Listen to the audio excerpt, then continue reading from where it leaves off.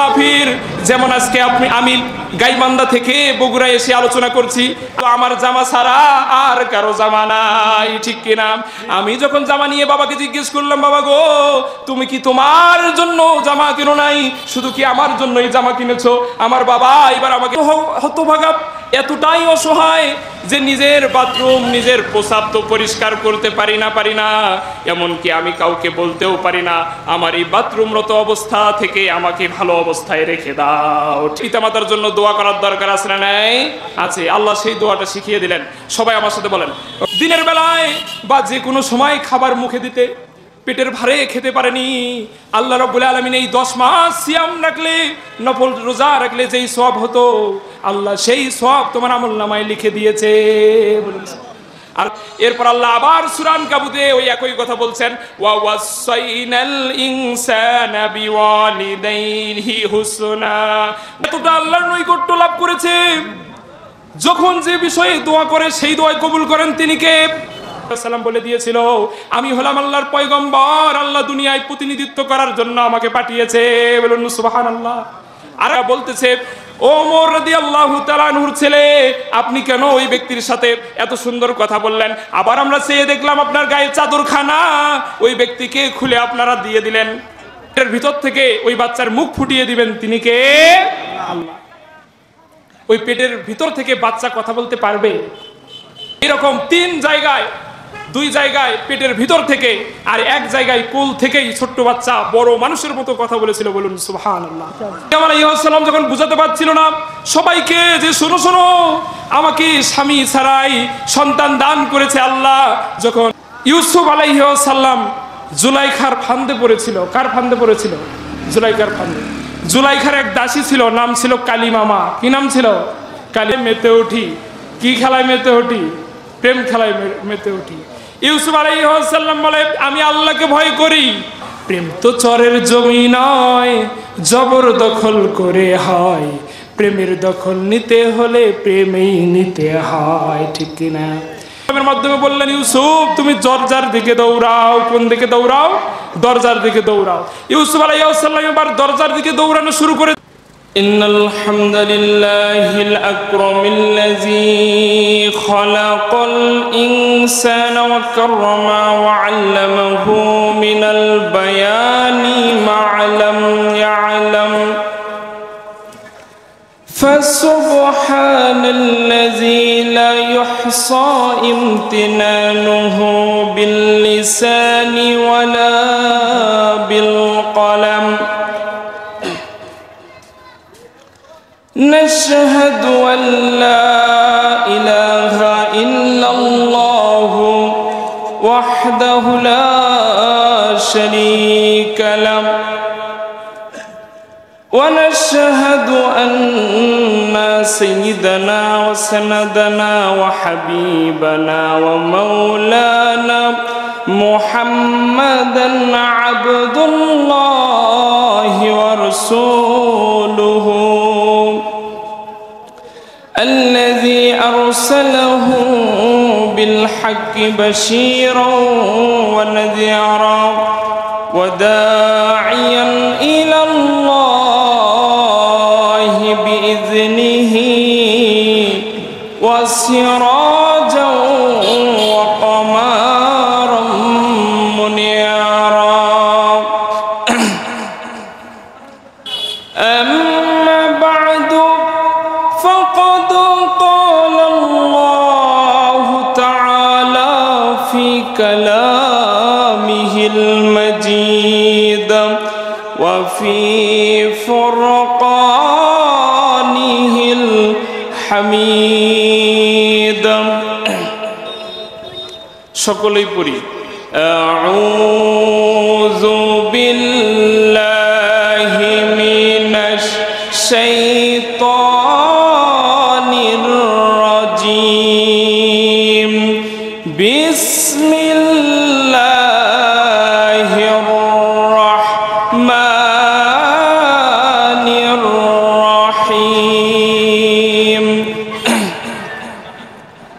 ওয়াসাইনাল ইনসানা বিওয়ালিদাইহি حملته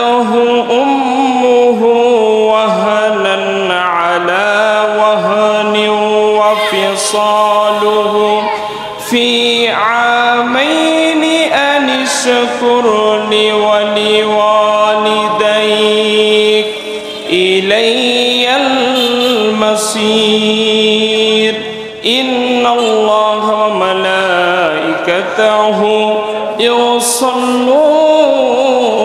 على النبي يا أيها الذين آمنوا صلوا عليه وسلموا تسليما সকলেই বলি সাল্লাল্লাহু আলাইহি ওয়াসাল্লাম আম্মা বা'দ أن أبي هريرة رضي الله تعالى عنه قال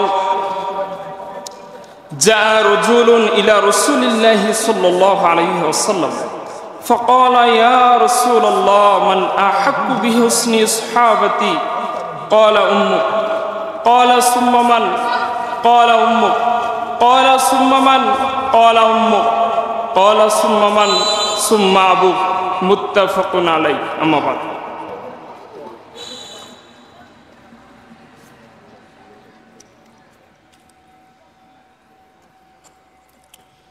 তোমার স্মৃতি আজ বারে বারে কেন যে পড়ছে মনে তোমার মায়াবী মুখটা মাগো ভাসছে শুধু দু নয়নে মা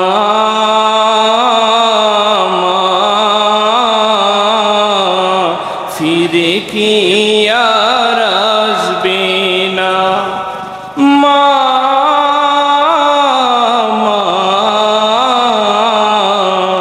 ফিরে কি আর আসবে না আদর সোহাগান ভালোবাসায় জড়িয়েছিলে মাগো তুমি আমায় আজ তুমি কোথায় হারিয়ে গেলে আজ তুমি কোথায় হারিয়ে গেলে একবারও কি আমায় পড়ে না মনে তোমার স্মৃতি আজ বারে বারে কেন যে পড়ছে মনে তোমার মায়াবী মুখটা মাগো ভাসছে শুধু দু নয়নে অবু যেমন সদা খোঁজে তোমাকে কি করে বুঝাবো আর পাবে না আমাকে আজ তুমি কোথায় হারিয়ে গেলে আজ তুমি কোথায় হারিয়ে গেলে একবারও কি আমায় পড়ে না মনে তোমার স্মৃতি আজ বারে বারে কেন যে পড়ছে মনে তোমার মায়াবী মুখটা মাগো ভাসছে শুধু দু নয়নে মা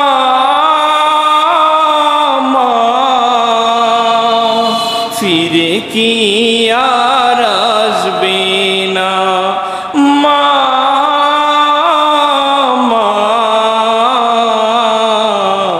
ফিরে কি আর আসবে না লিল্লাহে তাকবীর আলহামদুলিল্লাহ আমরা খুতবার শুরুতে যে বিষয় নিয়ে আলোচনা করব সে বিষয়ের নাম হচ্ছে পিতামাতার খেদমত পিতামাতার খেদমত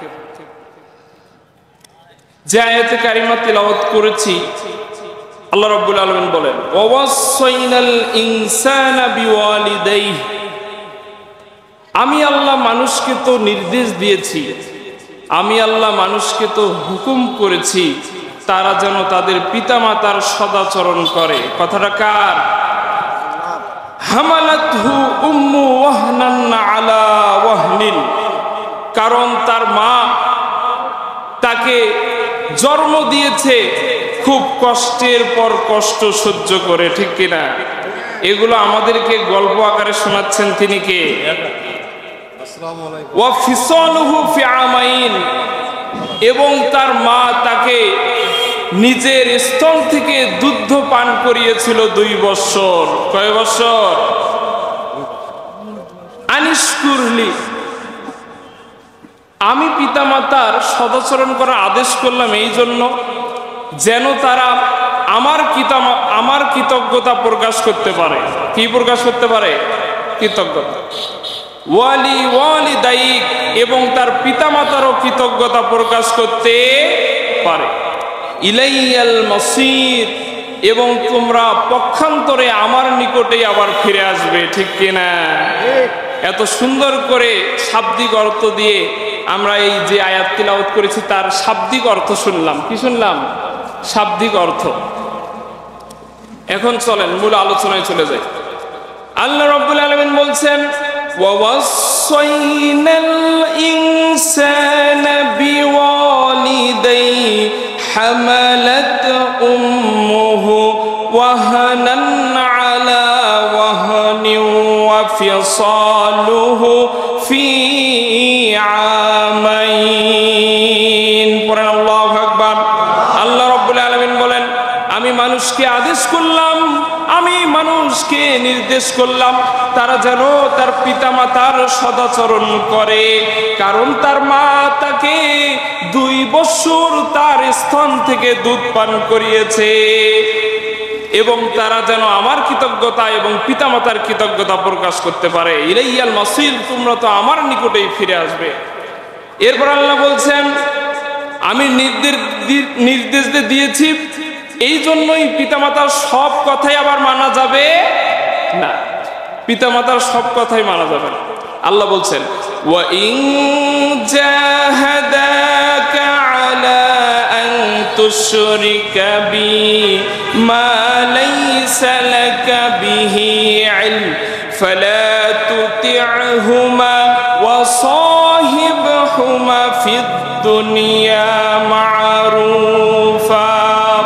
এবং শোনো, তোমাদের মা যদি, তোমাদের পিতামাতা যদি তোমাদেরকে আদেশ করে, নির্দেশ দেয় আমার সমকক্ষ কাউকে মানতে, খবরদার তোমাদের পিতামাতার কথা তোমরা গ্রহণ করো না।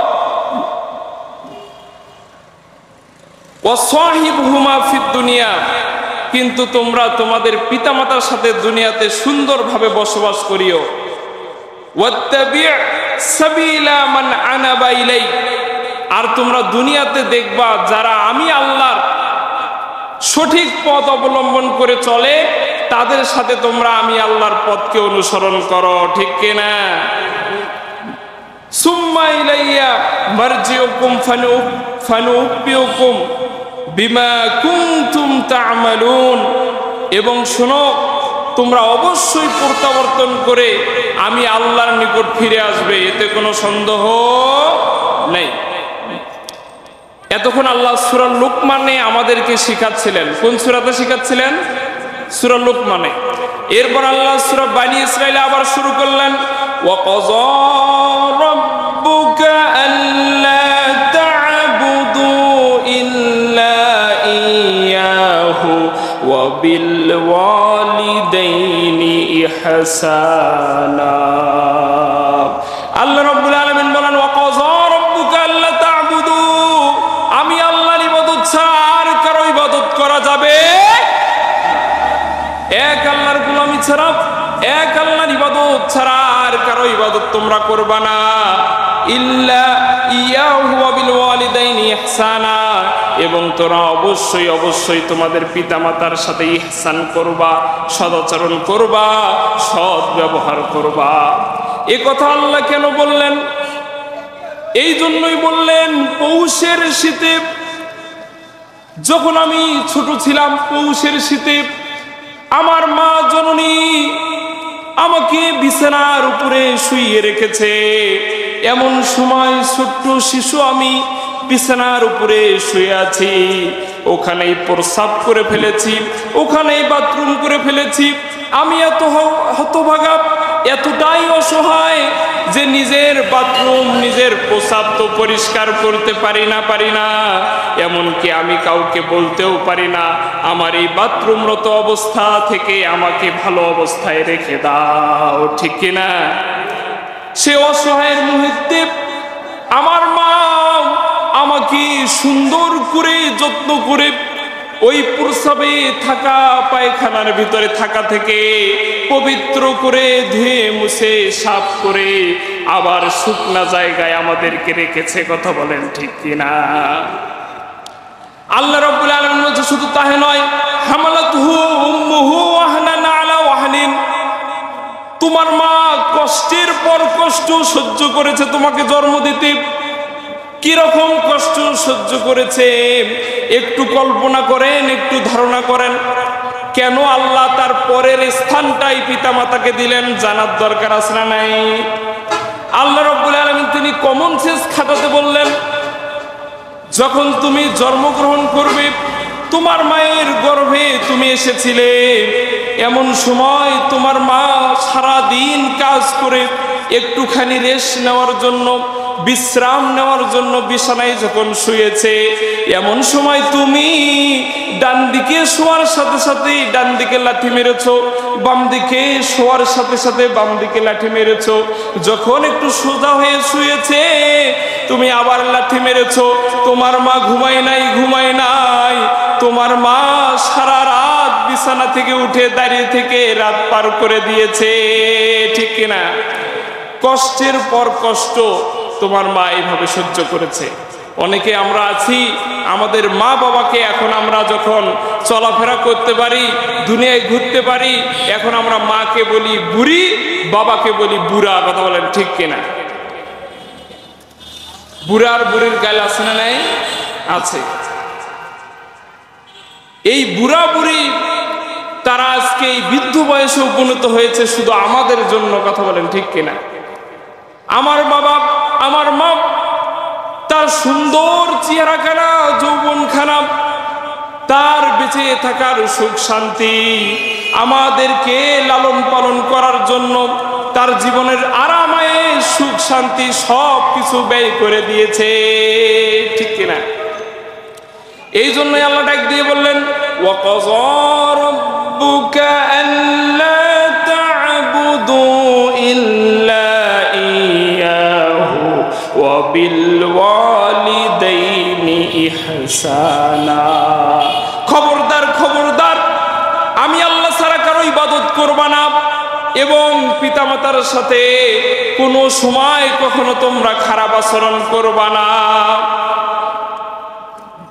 এই খারাপ আচরণ পিতামাতার সাথে করলে পিতামাতার অন্তরে কষ্ট আসতে পারে কি পারে না?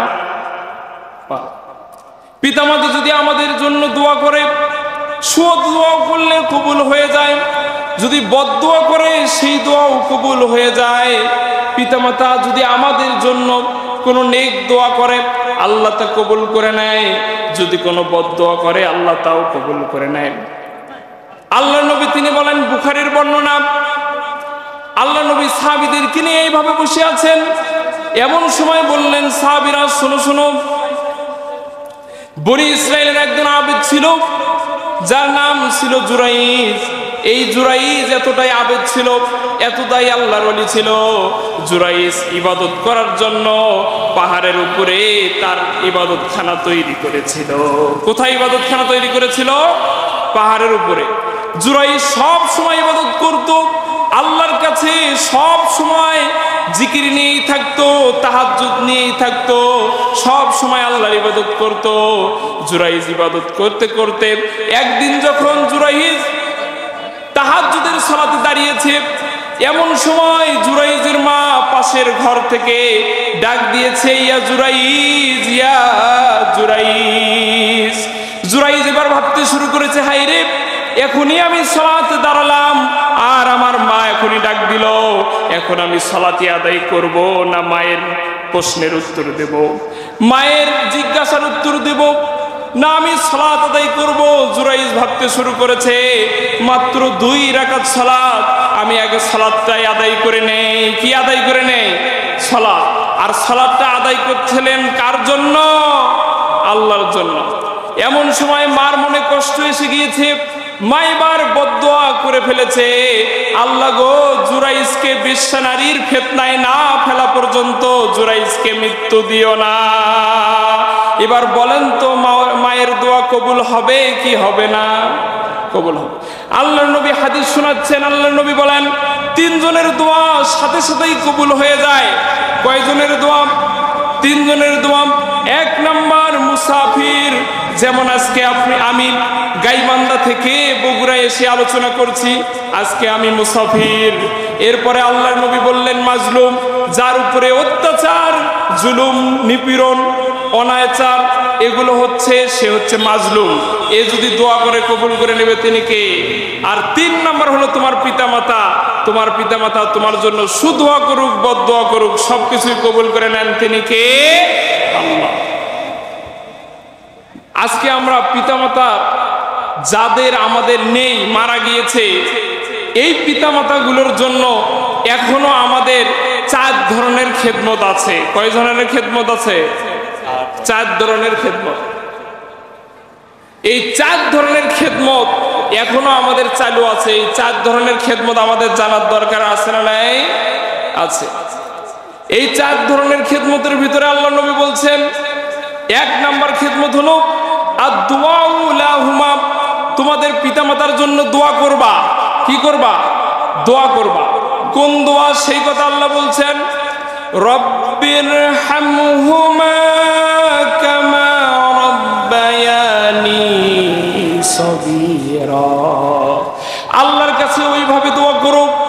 কিভাবে দোয়া করো?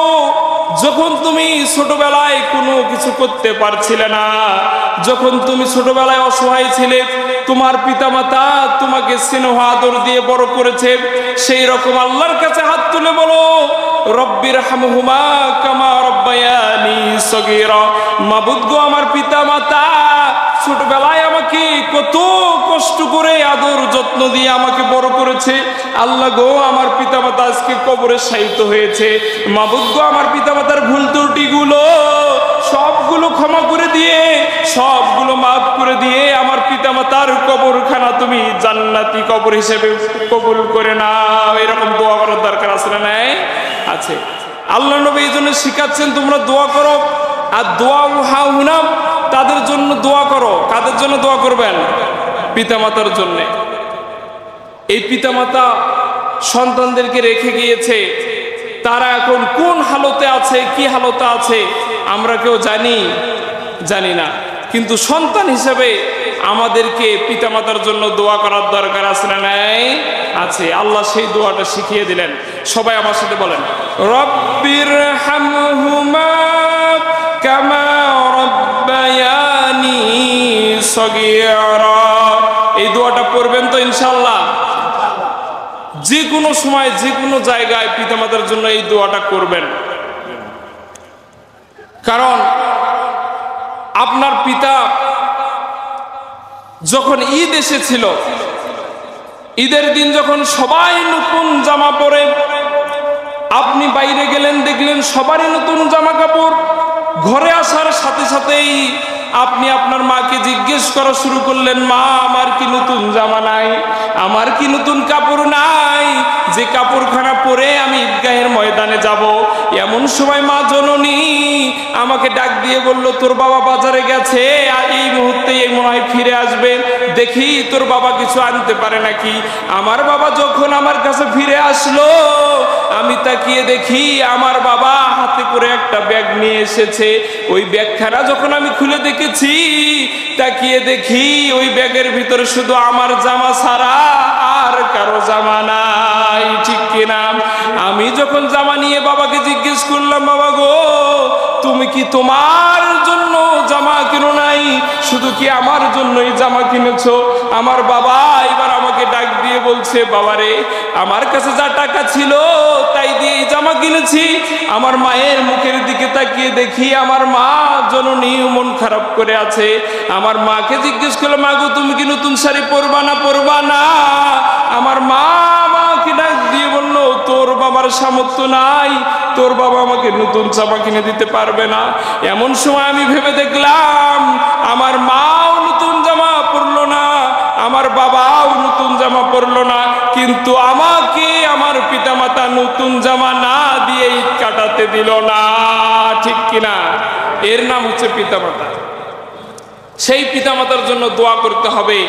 আর দোয়াও হাহুনা, দোয়া করতে হবে কাদের জন্য? পিতামাতার জন্য। আল্লাহর পরে আল্লাহ যাদেরকে সম্মান দিয়েছেন তারা কারা? পিতামাতা। এরপর আল্লাহ নবী বলছেন ওয়াল ইস্তিগফার হাউনা, পিতামাতার জন্য ইস্তিগফার করতে হবে। কি করতে হবে? ইস্তিগফার। আপনি বসে আছেন, মসজিদে বসে আছেন, এমন সময় আপনি পিতামাতার জন্য কয়েকবার ইস্তিগফার পড়লেন, সূরা ইখলাস 3 বার পড়লেন। আল্লাহ নবী বললেন কেউ যদি সূরা ইখলাস 3 বার বলে পুরো কোরআন শরীফের সওয়াব দিয়ে দেন তিনি কে? আল্লাহ। আবার আল্লাহ নবী সেই সওয়াব পিতামাতার আমলনামায় লিখে দিবেন তিনি কে? আল্লাহ। আপনার আমার পিতামাতা কবরের ভিতরে কোন হালতে আছে, কি অবস্থায় আছে আমরা কেউ জানি না। যাদের পিতামাতা মারা গিয়েছে গো, তারা একটু কল্পনা করেন, একটু চিন্তা ভাবনা করেন, যে পিতামাতাগুলো আপনার সামনে ঘোরাফেরা করতো তারা আজ আপনার কাছে নাই, তারা মারা গিয়ে কবরে শায়িত হয়েছে। এখন আল্লাহ তাদের সাথে কি আচরণ করছে না জানি। কবরের ভিতরে তাদের জন্য আযাব শুরু হয়ে গিয়েছে, না জানি কবরের ভিতরে তাদের কবরে আগুন জ্বলা শুরু হয়ে গিয়েছে, না জানি কবরের ভিতরে তারা আমাদেরকে ডাকছে। এই জন্য পিতামাতার জন্য আমাদের ইস্তিগফার করার দরকার আছে নাই? আল্লাহ নবী বললেন যে তোমাদের পিতামাতা মৃত্যুর সময় ইস্তিগফার করতে পারেনি তো কি হয়েছে? তোমরা তো জীবিত আছো, তাদের সন্তান, তোমাদের পিতামাতার জন্য তোমরা ইস্তিগফার করো, সেই ইস্তিগফারকে কবুল করে নেবেন তিনি কে? আল্লাহ। বলেন আস্তাগফিরুল্লাহাল্লাযী লা ইলাহা ইল্লাহু আল হাইয়ুল কাইয়্যুম ওয়া আতুবু ইলাইহি।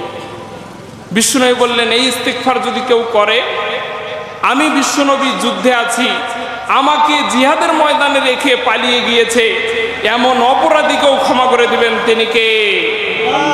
আল্লাহ নবীকে যুদ্ধে রেখে পালিয়ে যাওয়া, এটা কি খামখেয়ালি কথা? এটা কি আপনি খামখেয়ালি কথা মনে করছেন?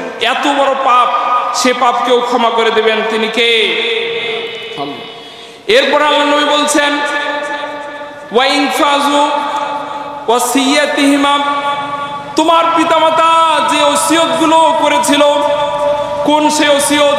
তোমার পিতামাতা বলেছিল আমি আমার চাচাতো ভাইকে 10,000 টাকা দেব, এরকম একটা ওসিয়ত থাকতে পারে কি পারে না?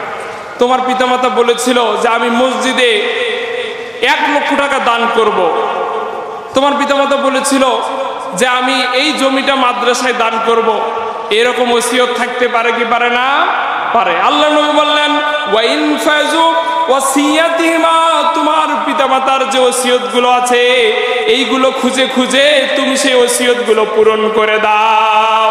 তাহলে বলেন পিতামাতা মারা গিয়েছে, এখনো খেদমত করা যাচ্ছে কি যাচ্ছে না? যাচ্ছে। আল্লাহ নবী শিখিয়ে দিচ্ছেন 1 নাম্বার পিতামাতার জন্য দোয়া করবা, 2 নাম্বার পিতামাতার জন্য ইস্তিগফার করবা, 3 নাম্বার পিতামাতা যে ওসিয়ত করে গিয়েছে সেই ওসিয়ত গুলো তোমরা আদায় করে নিবা। সকলে বলি ইনশাআল্লাহ। এরপর আল্লাহ নবী বললেন ওয়া ইনকারু ওয়া ইকরামু সাদিকিহিমা, এরপর শোনো শোনো, তোমার পিতামাতার যে বন্ধুগণ ছিল, তোমার পিতামাতার যে আত্মীয়গণ ছিল, এদের সাথেও কখনো খারাপ ব্যবহার করো না। তোমার পিতামাতার যে বন্ধুগুলো ছিল তাদের সাথে দেখা হলে আদর করে ডেকে নিয়ে স্টলে বসাতে হবে, এরপর সুন্দর ব্যবহার করতে হবে, পারলে কিছু হাদিয়াও তাকে উপহার দিতে হবে।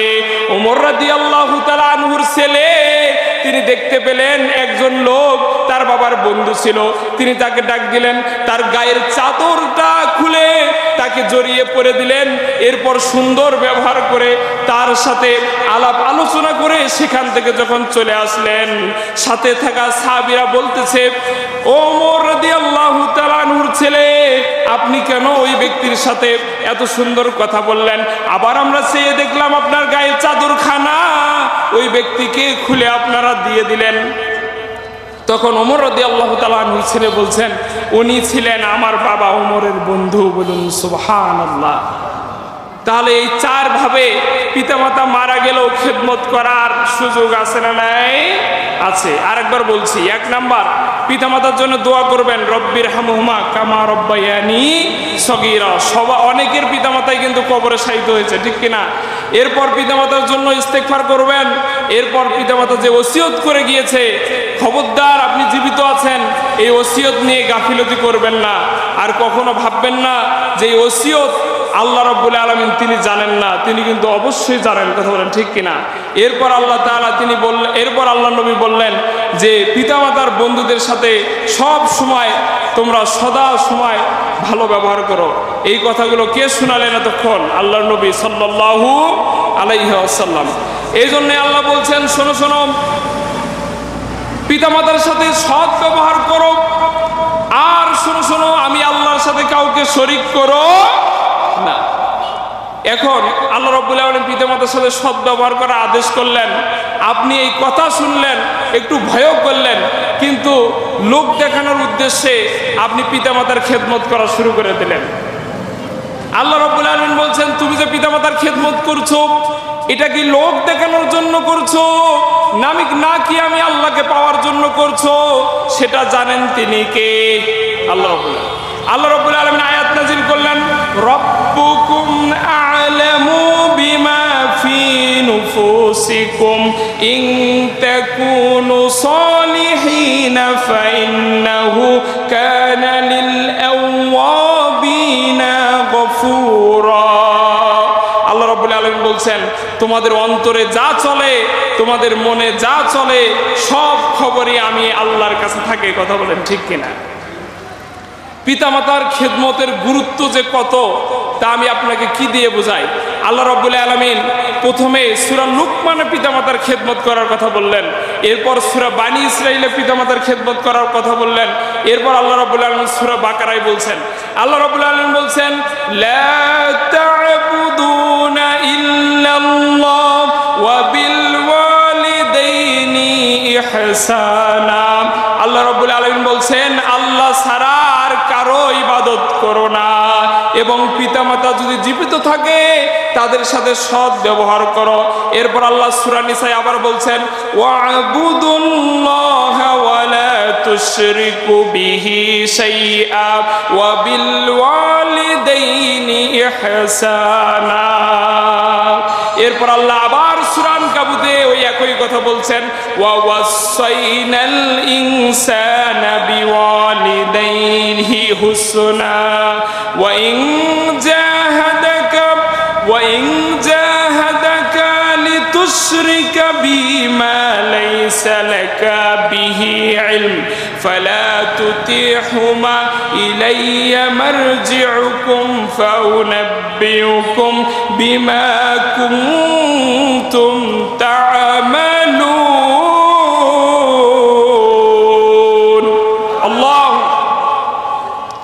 আল্লাহ রাব্বুল আলামিন এতগুলো সূরার ভিতরে যে পিতামাতার খেদমতের কথা বললেন, তাহলে সেই বিষয়ের গুরুত্ব কম না বেশি? কম, বেশি। পিতামাতার খেদমতের যখন আয়াত অবতীর্ণ হয়ে গেল সূরা আনকাবুতের, এমন সময় সাদ ইবনে আবি ওয়াক্কাস রাদিয়াল্লাহু তাআলা আনহু তিনি তার বাড়িতে গেলেন। যাওয়ার সাথেই তার মা এমন জেদ ধরে বসলেন। তার মা ছিলেন মুশরিকা। মা ছিলেন কি? মুশরিকা। কথা বোঝার চেষ্টা করতে হবে। তার মা বলল, সাদ, তুমি যে মোহাম্মদ, আব্দুল্লাহর বেটা মোহাম্মদের উপরে ঈমান এনেছো, এই ঈমান যতক্ষণ পর্যন্ত ত্যাগ না করবা ততক্ষণ পর্যন্ত আমি মা কোনো কিছু পান করব না। এবং সাদ, শুনো শুনো, আমি কোনো কিছুই পান করব না।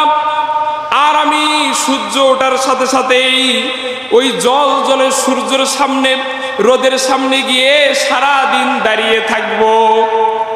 সাদ রে, শুন শোন, তুই তাড়াতাড়ি ওই লা ইলাহা ইল্লাল্লাহ মুহাম্মাদুর রাসূলুল্লাহ কালেমার দাওয়াত ত্যাগ করে ফেল।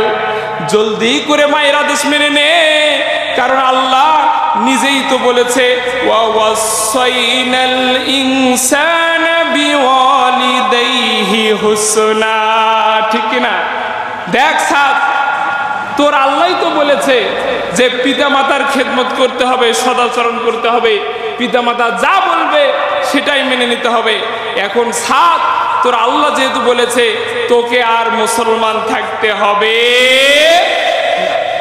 সাদ বাবা তুই ফিরে আয়। আর আমি মা অনশন ধর্মঘট করলাম, যতক্ষণ তুই ফিরে আসবি না আমি ততক্ষণ এক ফোঁটা পানিও পান করব না। সাদের মার যেমন কথা তেমন কর্ম, সারাদিন তো কোনো কিছু খেলই না, আবার সূর্যের সামনে গিয়ে দাঁড়িয়ে থাকা শুরু করে দিল।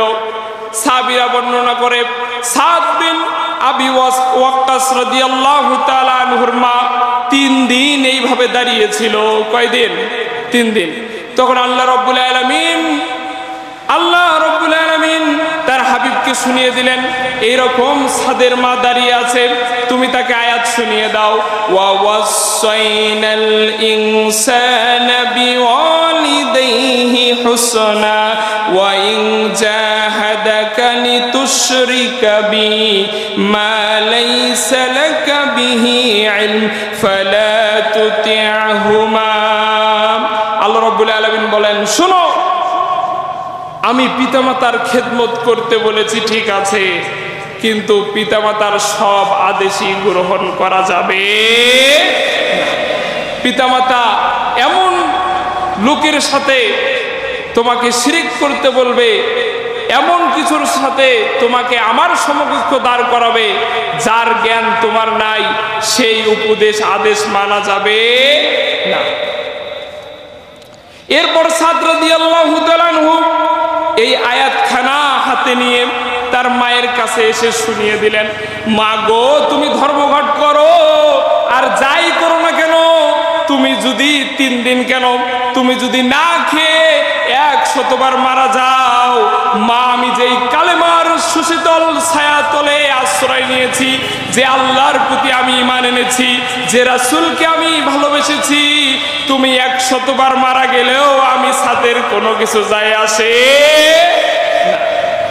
কারণ আল্লাহ বললেন, তোমার মা আমি আল্লাহর সমকক্ষ কারো সাথে তুলনা করে, তার সাথে অংশীদার করে যদি তাকে মানতে বলে, তাহলে তোমার মায়ের ওই আদেশ ওই উপদেশ তোমাকে গ্রহণ করা যাবে না।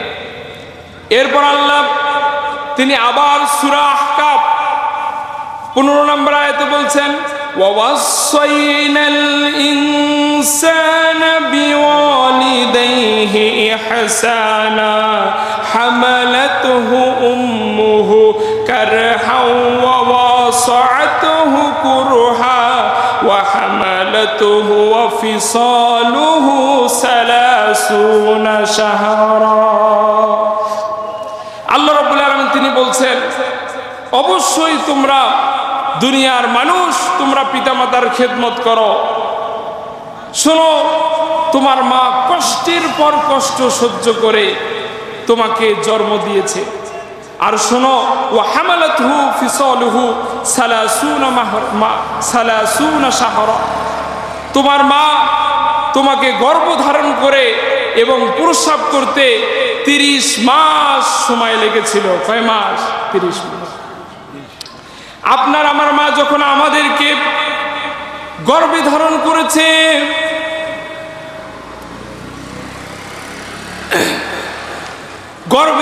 করেছে, এমন সময় মা জননী ঠিক মতো খেতে পায়নি, মা জননী সারা রাত ঘুমাতে পারেনি, মা জননী বিরাট একটা কষ্ট সহ্য করে আপনাকে আমাকে জন্ম দিয়েছে।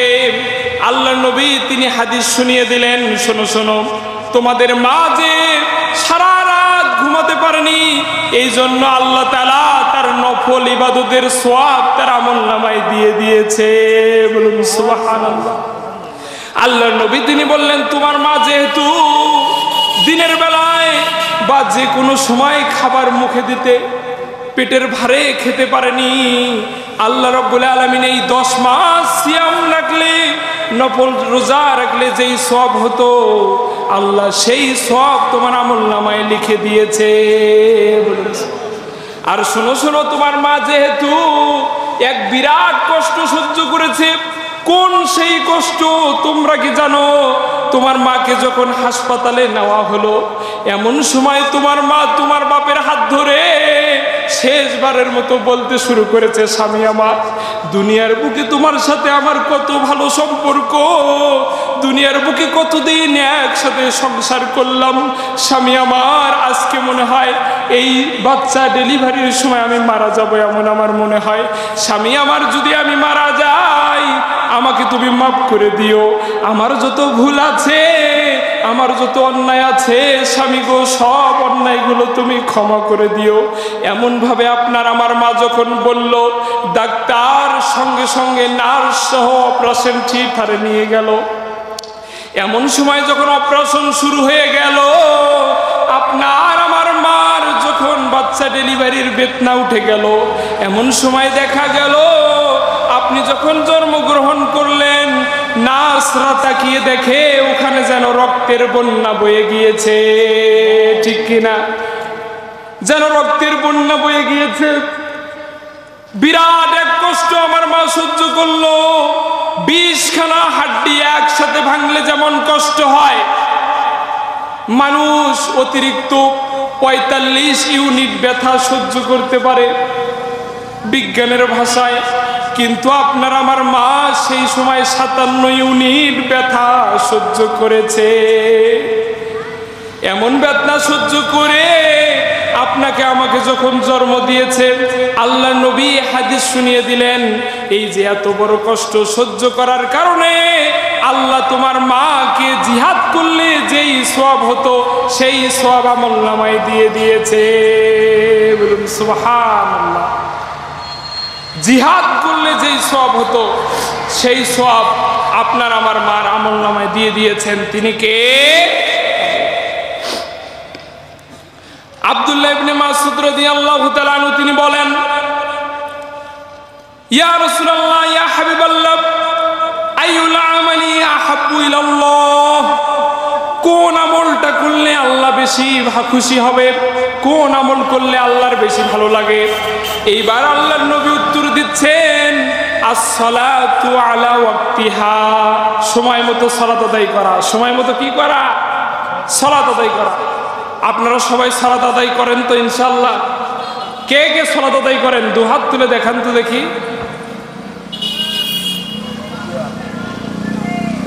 হাত নামান। আল্লাহ আমাদের সালাতগুলোকে কবুল করুন সবাই বলে আল্লাহুম্মা আমিন। যারা সালাত আদায় করি না তারা সালাত আদায় করব ইনশাআল্লাহ ফজর থেকে, সবাই বলি ইনশাআল্লাহ। আল্লাহ নবী বললেন, as-salatu ala ওয়াক্তিহা, আল্লাহর কাছে প্রিয় আমল হলো সময় মতো সালাত আদায় করা। আমি আব্দুল্লাহ ইবনে মাসউদ জানার আগ্রহ নিয়ে আবার জিজ্ঞেস করলাম, সুম্মা আইয়ু ইয়া রাসূলুল্লাহ, তারপর কি আমল একটু বলেন। আল্লাহ নবী বললেন, বিররুল ওয়ালিদাইন, তোমার পিতামাতার খেদমত করো। কার খেদমত করো? পিতামাতার খেদমত করো। কেন পিতামাতার খেদমত করবেন? আর পিতামাতার খেদমত করলে কি উপকার জানার দরকার আছে না নেই? আচ্ছা, এক লোক দৌড় দিয়ে এসে আল্লাহর নবীকে ডাক দিয়ে বলে, ইয়া রাসূলুল্লাহ, ইয়া হাবিবাল্লাহ। লোকটির নাম ছিল জামেমা রাদিয়াল্লাহু তাআলা আনহু। তিনি ডাক দিয়ে বলেন, ইয়া রাসূলুল্লাহ, ইয়া হাবিবাল্লাহ, হাল্লাকা মিন উম্মি, ইয়া রাসূলুল্লাহ, ইয়া হাবিবাল্লাহ, আল্লাহর কাছে আমি যদি আমার পিতামাতার খেদমত করি তাহলে আমার কি উপকার হবে, কি লাভ হবে? আল্লাহ নবীর কাছে এসে জিজ্ঞেস করলেন। আল্লাহ নবী বললেন, তুমি যদি পিতামাতার খেদমত করো, ফাইন্নাল জান্নাতা তাহতা রিজলাইহা, এই খেদমতের কারণে তোমার মায়ের পায়ের নিচে জান্নাত তোমার জন্য রেখে দিয়েছে। তিনি কে? এই জন্য আল্লাহ নবী বললেন, বিররুল ওয়ালিদাইন, যে পিতামাতার খেদমত করবে সে আল্লাহর ভালোবাসা লাভ করবে, আল্লাহর নৈকট্য লাভ করবে। আল্লাহর নবী সাল্লাল্লাহু আলাইহি ওয়াসাল্লাম বলেন, কেউ যদি নিজের রিজিককে বৃদ্ধি করতে চায়, কেউ যদি নিজের আয়ুকে বৃদ্ধি করতে চায়, সে যেন নিজের পিতামাতার খেদমত করে। এক লোক দৌড় দিয়ে এসে বলে, ইয়া রাসূলুল্লাহ, ইয়া হাবিবাল্লাহ, আমি যদি আমার পিতামাতার খেদমত করি, যদি সদাচরণ করি, ইয়া রাসূলুল্লাহ, ইয়া হাবিবাল্লাহ, আমার কি পরিমাণ সওয়াব হবে একটু বলেন। আল্লাহর নবী বললেন, তুমি জিহাদ করলে, শহীদ হলে যেই সওয়াব হবে সেই সওয়াব তোমার আমলনামায় লিখে দিবে তিনি কে? আল্লাহ। এরপর আল্লাহর নবীর কাছে আব্দুল্লাহ ইবনে মাসউদ ফির প্রশ্ন করলো, ক্বালা সুম্মা ইয়া রাসূলুল্লাহ, দুইটা তো শুনলাম, এক নাম্বার সময় মতো সালাত আদায় করা, দুই নাম্বার আপনি বললেন পিতামাতার খেদমত করা। এরপরে ইয়া রাসূলুল্লাহ বলেন তো কোন আমলটা আল্লাহর কাছে বেশি প্রিয়? আল্লাহ নবী বললেন, ফিল জিহাদি ফি সাবিলিল্লাহ, আল্লাহর জন্য জিহাদ করো। কার জন্য জিহাদ করো?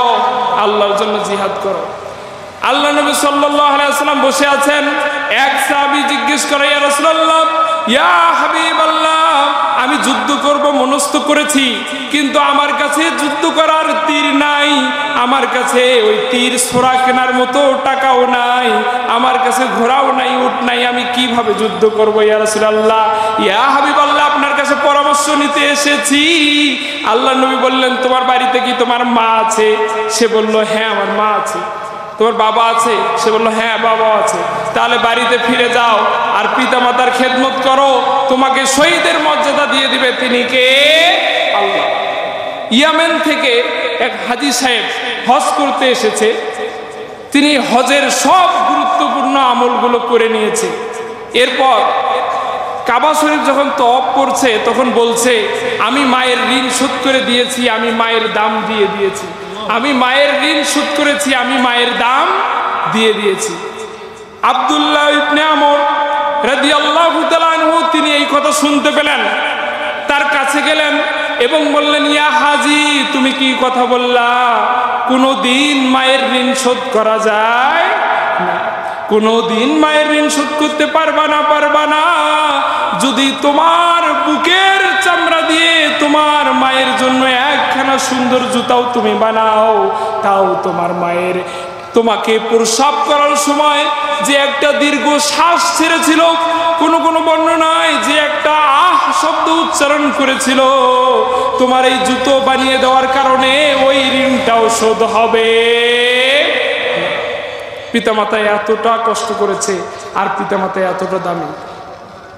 আল্লাহ নবী সাল্লাল্লাহু আলাইহি ওয়াসাল্লামের কাছে আরেক সাহাবা দৌড় দিয়ে আসলো, এসে বলে, ইয়া রাসূলুল্লাহ, আমি জিহাদ করব নিয়ত করেছি, এখন আপনার পরামর্শ কি?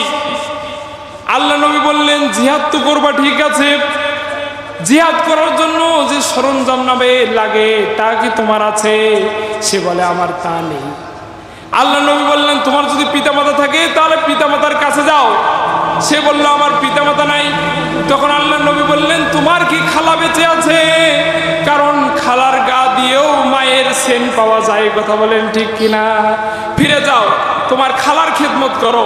এই জন্য যাদের আমাদের পিতামাতা নাই, খালা ফুফু আত্মীয় স্বজন যারা আছে তাদের খেদমত করার দরকার আছে না নাই? আছে। আল্লাহ নবী একদিন মসজিদের মিম্বারে চললেন, প্রথম সিঁড়িতে পা দিয়ে বললেন আমিন, দ্বিতীয় সিঁড়িতে পা দিয়ে বললেন আমিন, তৃতীয় সিঁড়িতে পা দিয়ে বললেন আমিন। এইবার আল্লাহর নবীর সাহাবীরা বলছে, ইয়া রাসূলুল্লাহ, আমরা তো অনেক দিন ধরে সালাত আদায় করি, কখনো তো আপনাকে এই রকম করে আমিন বলতে দেখিনি, কি এমন ঘটনা ঘটে গেল যার কারণে আপনি আমিন বলছেন? আল্লাহ নবী বলছেন, তোমরা তো দেখো নাই, আমি যখন প্রথম সিঁড়িতে পা দিয়েছি এমন সময় জিবরাইল আমার কানের কাছে এসে বলল, যার জীবন দশায় পিতামাতাকে পেল কিন্তু খেদমত করলো না, শোনো শোনো, তার উপরে আল্লাহর লানত। আমি মুহাম্মদ বলেছি আমিন। এজন্য পিতামাতা আমাদের যাদের জীবিত আছে আমাদের খেদমত করার দরকার আছে না নাই? অবশ্যই আছে। আমরা অবশ্যই পিতামাতার খেদমত করব। যা বলতেছিলাম, জুরাইজ সভাপতি আমার শ্রদ্ধেয় আমাদের সাহেব উপস্থিত,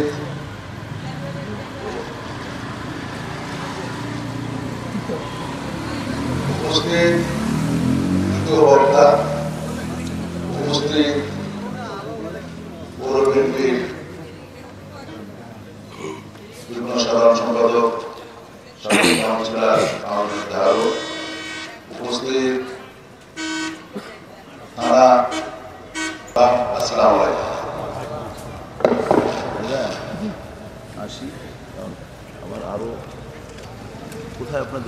কোথায়? আমার গাইবান্ধা সাগাটা থানা। ও গাইবান্ধা কোথায়? সাগাটা থানা বোনারপুর। এরা কি এদিকে আসছে 10,000 টাকা গুনে নেন এর আগেও আসছিলাম, এর আগের বছর ছিলাম। এখানে আসছিলেন? ও দেখা হচ্ছে কি আমার সাথে? আমি চলে যাওয়ার পরে আপনি উঠছিলেন। দেন গুনে নেন।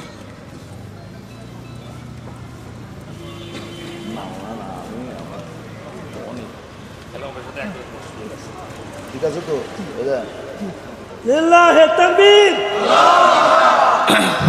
লিল্লাহি তাকবীর। প্রধান অতিথি জনাব মোর্শেদ বিল্টন 10,000 টাকা। মারহাবা মারহাবা। প্রধান অতিথি জনাব মোহাম্মদ মোর্শেদ বিল্টন 10,000 টাকা।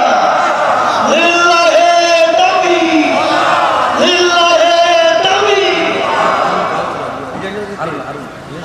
হারুন কাউন্সিলর 2,000 টাকা। মারহাবা। লিল্লাহি তাকবীর, লিল্লাহি তাকবীর। আল্লাহু আকবার।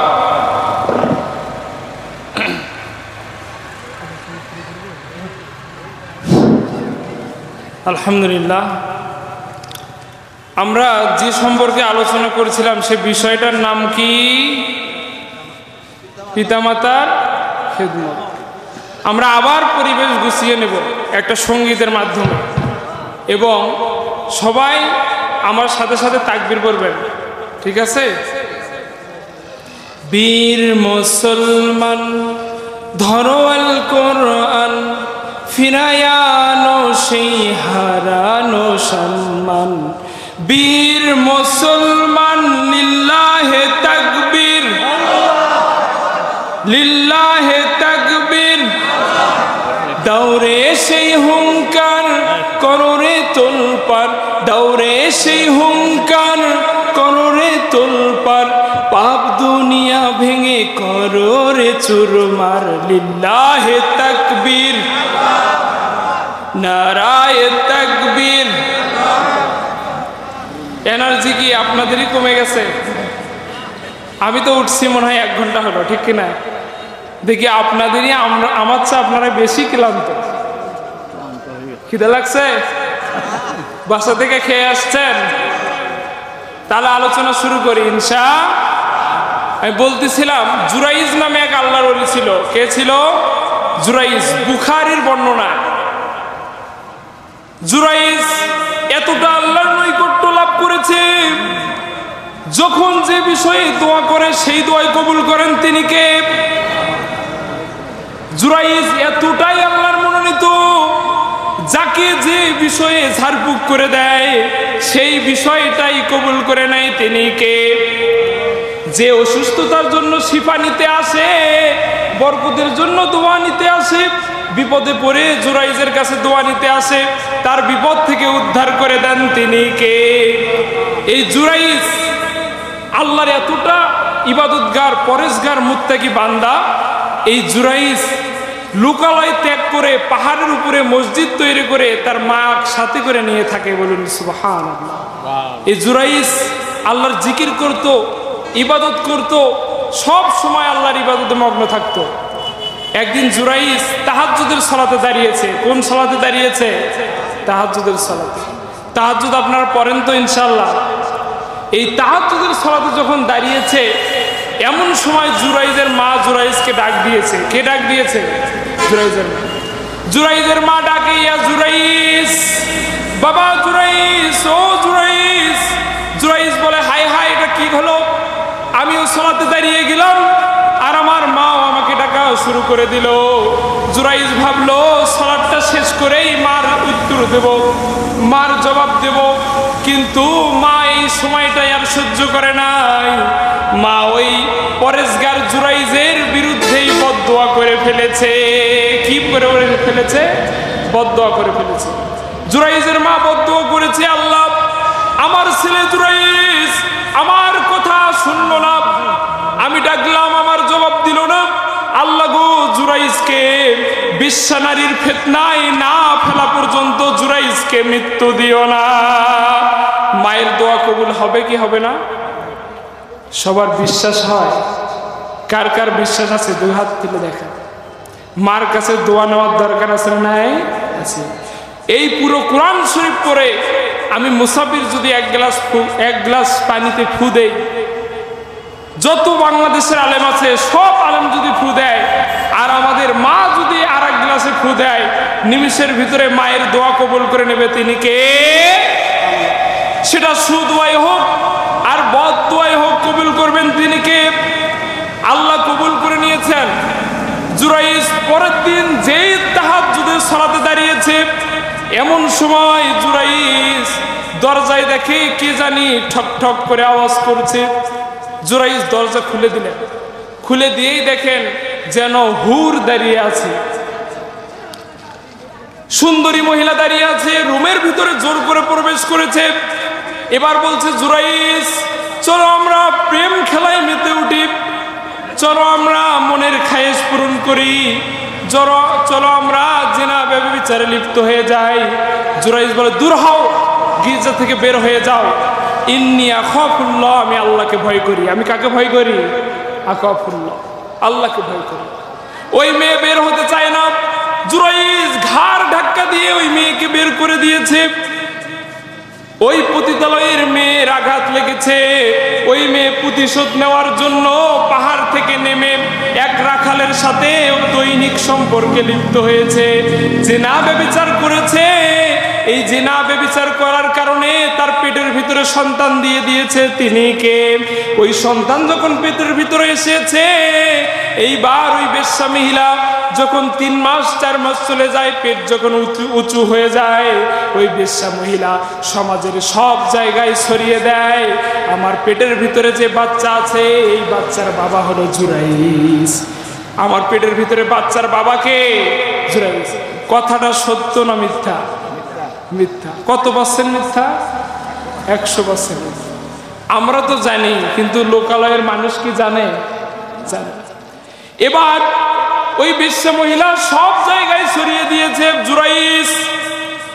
ওই জুরাইজ আমাকে নষ্ট করেছে, ধর্ষণ করেছে, আমার সাথে প্রেম খেলায় লিপ্ত হয়েছে, আর ওই আনন্দের ফল আমার পেটের ভিতরে, জুরাইজের বাচ্চা আমার গর্ভে। এইবার লোকালয় সম্প্রদায়ের সব মানুষগুলো ভাবতে শুরু করেছে, হাইরে জুরাইজ, তোর কাছে পানি পড়া নিতে যাই, তোর কাছে দোয়া নিতে যাই, তোর কাছে একটু আমাদের উপকারের জন্য, বরকতের জন্য কত হাদিয়া দিয়ে তোর কাছে দোয়া নিতে গিয়েছি, আজ দেখি জুরাইজ তুই ভণ্ড। জুরাইজ কি? ভণ্ড। এবার লোকালয়ের সবাই লাঠি সোটা যে যা পেয়েছে সব নিয়ে পাহাড়ে উঠেছে। জুরাইজের গির্জা ভেঙে দিয়ে জুরাইজের কলার ধরে নিচে নামিয়েছে।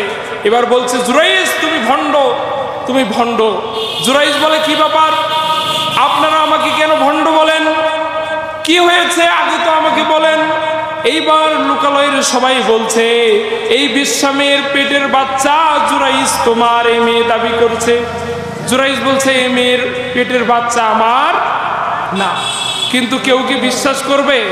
বিশ্বাস করে না। এইবার সবাই বলছে, তুমি প্রমাণ দাও, যদি প্রমাণ দিতে পারো তাহলে তুমি বেঁচে যাবে, আর যদি প্রমাণ দিতে না পারো তাহলে তোমার বাঁচার কোনো উপায় নাই। জুরাইজ কার ওলি বলেন তো? আল্লাহর ওলি। এবার জুরাইজ বলছে, আমাকে একটু সময় দেন, আমি 2 রাকাত সালাত আদায় করব। কয় রাকাত সালাত আদায় করবে? 2 রাকাত। সবাই বলছে, না, সময় দেওয়ার সুযোগ নাই। জুরাইজ বলে, সবার মৃত্যুর সময় একটা শেষ ইচ্ছা থাকে, ধরো আমার শেষ ইচ্ছা হলো 2 রাকাত নামাজ। জুরাইজ 2 রাকাত নামাজ পড়েছে। এরপর আল্লাহর কাছে হাত তুলে বলছে, রব্বুল আলামিন, দুনিয়ার কেউ দেখে নাই, কেউ জানে না, ওই বেশ্যা মেয়ের সাথে আমি জিনা করি নাই, দুনিয়ার কেউ জানে না আল্লাহ, শুধু আপনি জানেন।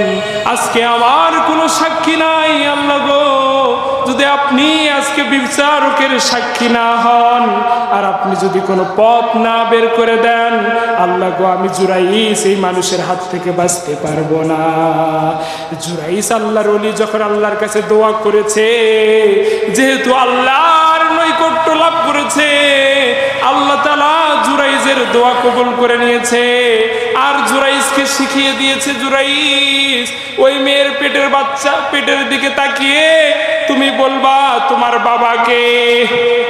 পেটের ভিতর থেকে ওই বাচ্চার মুখ ফুটিয়ে দিবেন তিনি কে? ওই পেটের ভিতর থেকে বাচ্চা কথা বলতে পারবে? আপনাদের বিশ্বাস হয়? পারবে? কার কার বিশ্বাস হয় দুহাত তুলে দেখান তো।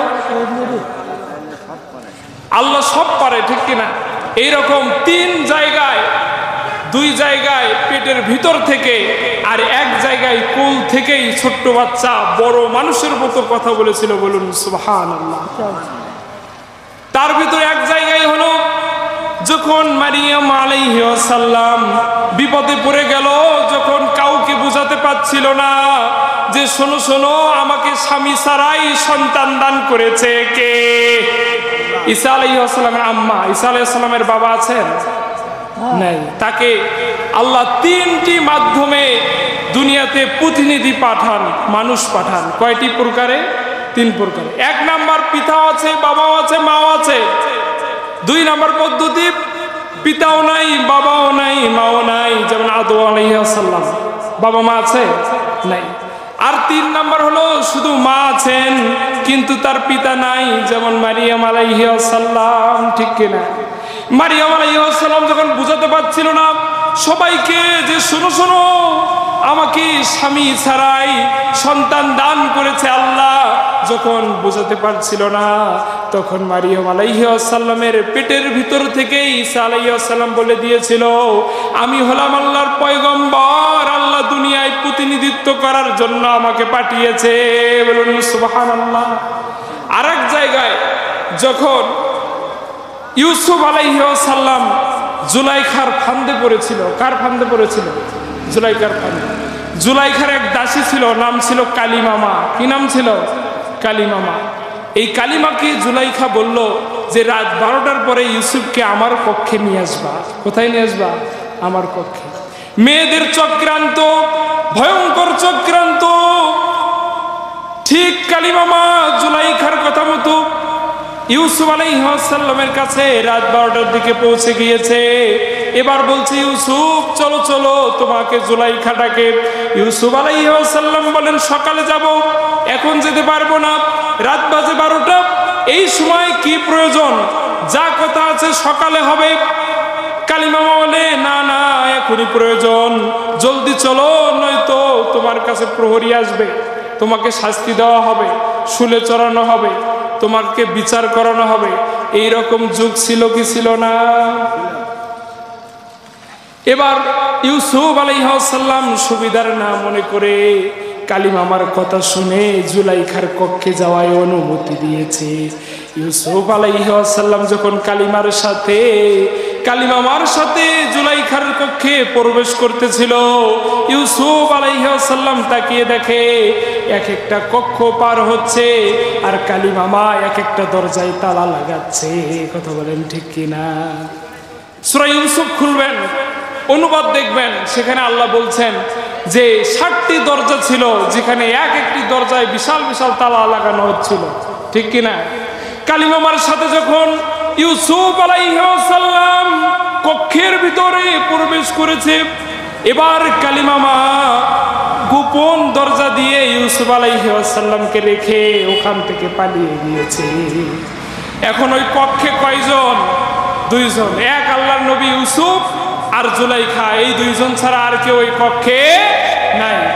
আরেকজন আছে, যদি আমি বলি আপনারা বলবেন ঠিক। আরেকজন হলো শয়তান। শয়তান আছে না নাই? আছে। যেখানেই নারী আর পুরুষ এক জায়গায়, ওখানে 3য় জনের নাম কি? শয়তান। মনের ভিতরে খুঁতখুঁতানি আছে না নাই? আছে। জুলাইখা এবার প্রেমের প্রস্তাব দেওয়া শুরু করেছে। ইউসুফ তুমি কত সুন্দর, কত সুদর্শন, তোমাকে আমার ছোটবেলা থেকেই ভালো লাগে, কিন্তু কখনো প্রেমের প্রস্তাব দিতে পারি না। ইউসুফ আসো আমরা প্রেম খেলায় মেতে উঠি। কি খেলায় মেতে উঠি? প্রেম খেলায় মেতে উঠি। ইউসুফ আলাইহিস সালাম বলে আমি আল্লাহকে ভয় করি। কাকে ভয় করি? আল্লাহকে ভয় করি। না না আমি প্রেম করতে পারবো না। জুলাইখা জোর জবরদস্তি করে, কিন্তু ইউসুফ আলাইহিস সালাম তার ডাকে সায় দেয় না। ইউসুফ আলাইহিস সালাম যখন সায় দেয় না, জুলাইখা এবার জোর জবরদস্তি করা শুরু করেছে, গায়ের কাপড় খোলা শুরু করে দিয়েছে। প্রেম কি জোর করে করা যায়? জোর করে প্রেম হয়? প্রেম তো চরের জমি নয়, জবরদখল করে হয়। প্রেমের দখল নিতে হলে প্রেমেই নিতে হয়, ঠিক কিনা? ইউসুফ আলাইহিস সালাম বলে আমি আল্লাহকে ভালোবাসি, না না আমার সাথে প্রেম করা যাবে না। কিন্তু জুলাইখা মানে না। জুলাইখা শরীরের কাপড় খোলা শুরু করেছে। ইউসুফ আলাইহিস সালাম চক্ষু বন্ধ করেছে, আল্লাহর কাছে সাহায্যের জন্য আবদার করছে। এবার আল্লাহ বলছেন ইউসুফ, জিবরাইল আলাইহিস সালামের মাধ্যমে বললেন ইউসুফ তুমি দরজার দিকে দৌড়াও। কোন দিকে দৌড়াও? দরজার দিকে দৌড়াও। ইউসুফ আলাইহিস সালাম এবার দরজার দিকে দৌড়ানো শুরু করেছে। টাস টাস করে প্রথম দরজার গেট খুলে গিয়েছে। দৌড়াতে দৌড়াতে যখন শেষ দরজার সামনে গিয়েছে, এমন সময় ওই দরজাটা আর খোলে না, ওই দরজাটা আর খোলে না। এইবার জুলাইখা হিংস্র প্রাণীর মতো, হিংস্র বাঘের মতো ইউসুফ আলাইহিস সালামের উপরে থাবা মেরেছে। সাথে সাথেই ইউসুফ আলাইহিস সালামের জামা ছিঁড়ে গিয়েছে। কি ছিঁড়ে গিয়েছে? জামা ছিঁড়ে গিয়েছে। আর দরজাটাও সাথে সাথে খুলে গিয়েছে। দরজাও খোলা শেষ, সামনে তাকিয়ে দেখে আজিজে মিশর দাঁড়িয়ে আছে। কে দাঁড়িয়ে আছে? আজিজে মিশর। এবার আজিজে মিশর বলছেন, আজিজে মিশর বলছেন কি ব্যাপার, তোমরা রাত 12টার দিকে রুমের ভিতরে? আলহামদুলিল্লাহ, আমরা পিতামাতার খেদমত নিয়ে সুন্দর আলোচনা শুনলাম। আরো অনেক কথাই ছিল যা বলতে পারলাম না। আমরা পরবর্তী সময় অন্য কোনো মাহফিলে আমাকে ডাকলে ইনশাল্লাহ সেখানে আমি সুন্দরভাবে অন্য কোনো বিষয় নিয়ে কথা বলবো। আমাকে পেতে হলে আমার ফুফা আছেন এখানে, জনাব জহুরুল ইসলাম খাজা, ওনার সাথে যোগাযোগ করলেই পাবেন। এবং এখানে আপনাদের গ্রামের রফিকুল ইসলাম, ওনার সাথে যোগাযোগ করলেও পাবেন। এবং আমাকে ইউটিউব, ফেসবুক, যে কোনো প্ল্যাটফর্মে নাসিম বিন জিন্নাহ লিখে সার্চ দিলেই আমার বিভিন্ন ওয়াজ আপনারা পেয়ে যাবেন ইনশাল্লাহ। আশা করছি সবাই বিভিন্ন বিষয়ে আলোচনা শুনবেন। আল্লাহ যা শোনালেন বুঝালেন সেই অনুযায়ী আমল করার তৌফিক দান করুন। সবাই বলেন আল্লাহুম্মা আমিন। সুবহানাকাল্লাহুম্মা বিহামদিকা আশহাদু আল্লা ইলাহা ইল্লা আনতা আস্তাগফিরুকা ওয়া আতুবু ইলাইক।